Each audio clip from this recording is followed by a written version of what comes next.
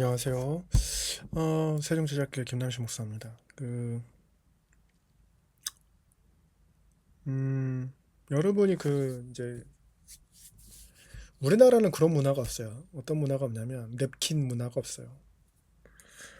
어, 왜 그런지 모르겠는데, 냅킨 문화가 없고, 그래서, 근데 이제 서양에서는 냅킨 문화가 있죠. 그래서 원래 냅킨 여기다 이렇게 목에다가 이렇게 해가지고 여기다 하고, 근데 이제, 뭐 무릎에 놓기도 하죠.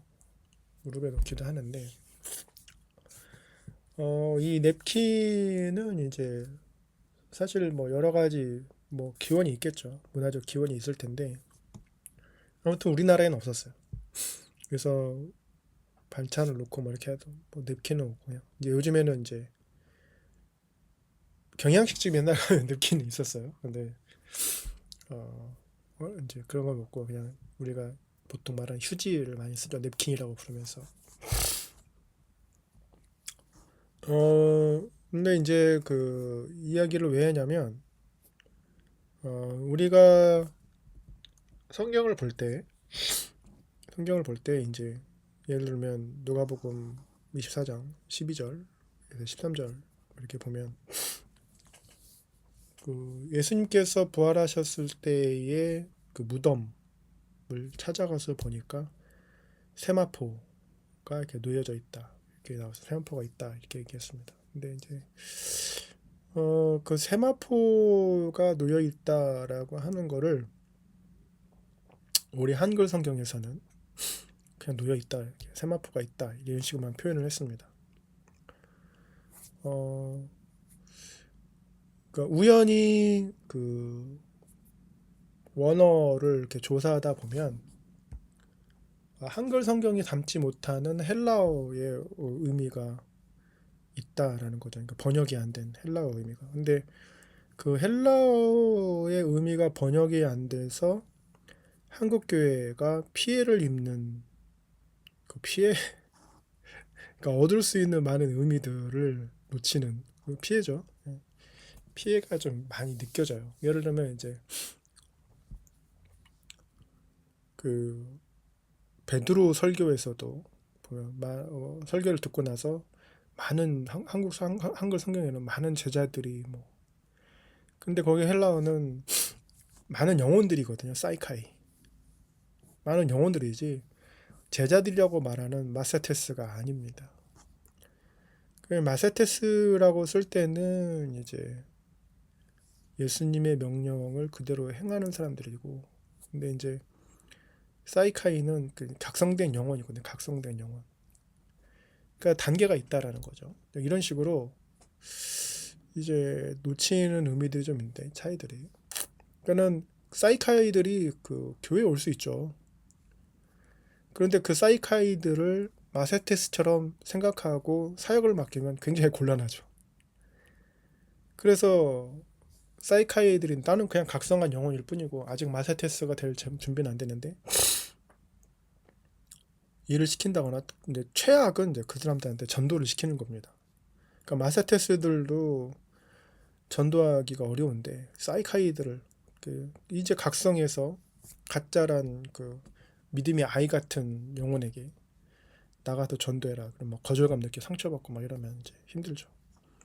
그렇게 놓치는 게 좀 피해를 입는 거고 또 하나는 방금 말했던 세마포 같은 경우도 어, 원어에는 이제 어떻게 되냐면 오소니아라고 쓰여져 있어요. 근데 오소니아를 보면 이제 영어로 표현하면 린넨이라고 이렇게 해서 우리가 린넨이라고 하면 이제 침대포 같은 거를 얘기하는 거거든요, 사실은. 그러니까 침대포 같은 옷을 입고 다니는 거죠. 근데 영어 버전에서도 다른 버전은 정확하게 표현을 안 했는데 NAS 버전에서는 이제 접혀진 세마포를 얘기를 합니다. 이게 무슨 말이냐면 어, 예수님께서 부활하시고 나서 그 입으셨던 수의죠, 수의. 그 수의를 그 세마포를 무덤을 나가시기 전에 접혀놨다, 접어놨다라는 거죠.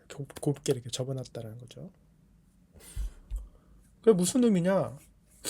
우리 같은 이제 이방인들은 잘 몰라요. 왜냐면 우리가 유대인이 아니기 때문에. 근데 유대인한테는 그 접혀진 세마포가 굉장히 쇼킹하다는 거죠. 왜 쇼킹하냐? 유대인들 전통에서 그 식사할 때 냅킨 문화가 있다라는 거죠. 근데 그 마스터 주인이 식사를 하다가 자리를 떠났어요. 그러면 이제 우리나라 같으면 그냥 치우죠. 다 먹은 줄 알고. 그런데 유대 전통에서는 식사를 하다가 떠나기 전에 주인이 냅킨을 이렇게 곱게 접어 놓잖아요. 식탁 위에다가. 이게 어떤 의미냐면 주인이 다시 돌아오겠다라는 뜻이에요. 그러니까 다 먹지 않았다. 식사를 다 마치지 않았으니까 냅킨을 접어 놓으면 주인이 다시 와서 먹겠다라는 것이고, 그러면 하인은 그 식탁을 치우면 안 돼요. 그러니까 우리나라 같은 경우는 요새 말로 하면은 왜 식사하다가 담배 피러 나갈 수 있잖아요. 식탁에서 담배를 못 피니까. 그러면 우린 뭘 놓고 가냐? 핸드폰을 놓고 가네. 이 사람들이 다 먹지 않았구나. 뭐, 아니면 말을 하고 가든지.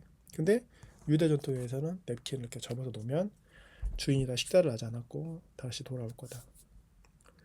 그래서 제자들이 그 무덤을 가서 보고 이렇게 했을 때 세마포가 놓여 있다. 한글에선 그렇게 표현하지만 정확하게 표현하려면 곱게 접혀진 수의 세마포가 있었다.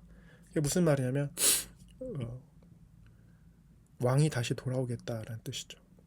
왜냐하면 그 묘실이 왕의 묘실이기 때문에 왕이 다시 돌아오겠다라는 뜻입니다. 그러니까 제자들은 단순히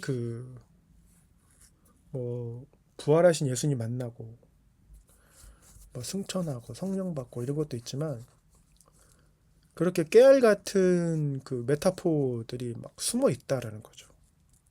그러니까 그 유대 문화 안에서 통하는 메타포, 직접하는 거. 내가 다시 돌아온다. 이러고.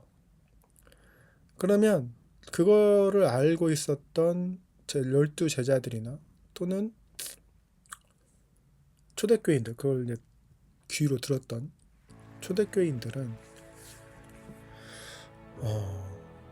뭐 큰 사건들, 예수님이 뭐 부활하시고 승천하고 하는 것도 있지만 그 자기들이 수의를 입을 거 아니에요. 수의를 자기들은 이제 죽기 직전에 입는 옷을 수의라고 생각할 테니까, 순교 당할 때도 그렇고. 그러면 뭐가 생각날 수 있냐면, 제가 상상하기에 그 접혀진 세마포, 예수님 다시 돌아오신다, 그거를 생각할 수 있는 거죠.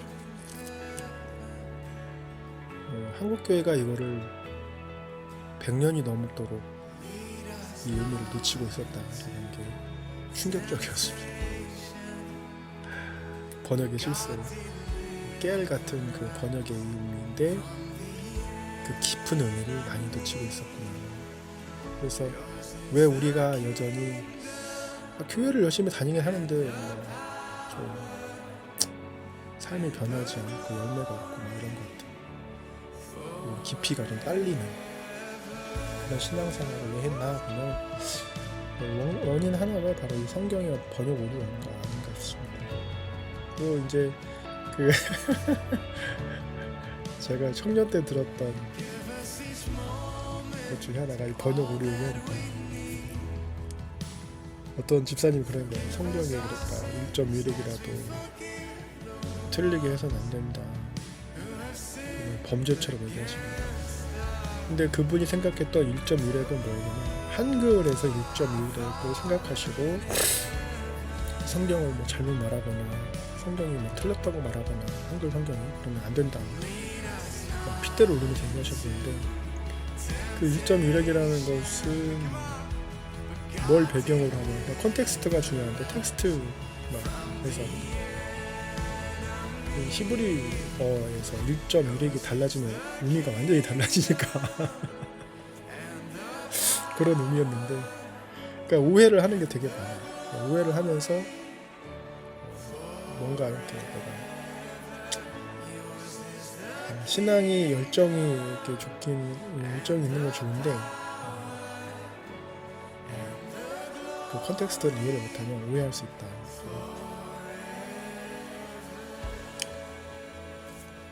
여기까지 하겠습니다. 감사합니다.